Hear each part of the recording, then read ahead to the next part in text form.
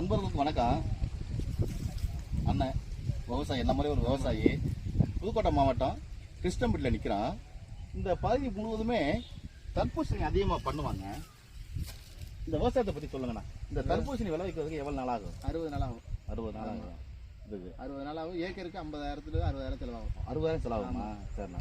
இப்போ எல்லா டயத்துலையும் உங்களுக்கு லாபம் கிடைக்குதாண்ணா? லாபம் சொல்ல முடியாது. மழை பெஞ்சா அப்படியே டவுன் ஆயிரும். மழை பெஞ்சா எல்லாமே போயிருமா? எல்லாம் பாதி அழுகி போயிடும்.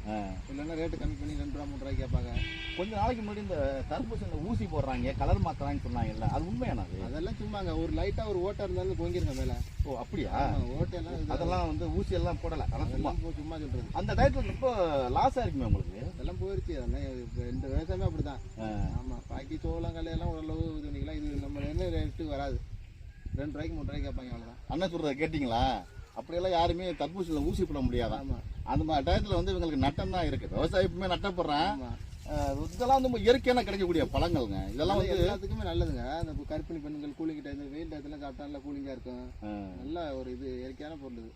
இதெல்லாம் நீங்க நம்பி சாப்பிடலாம். ஆமா, எவ்வளவுதான் விலை கொடுத்து சம்பந்தமே இல்லாத பொருட்களை விலை கொடுத்து வாங்கி சாப்பிட்றோம். கூல்ட்ரிங்க்ஸ் எல்லாம் இயற்கையா கிடைக்கக்கூடிய பழங்களை வந்து வாங்கி சாப்பிடுங்க. விவசாயிகளை வாழ வைங்க. ஆமா, நன்றி. சரி, ரொம்ப நன்றிண்ணா.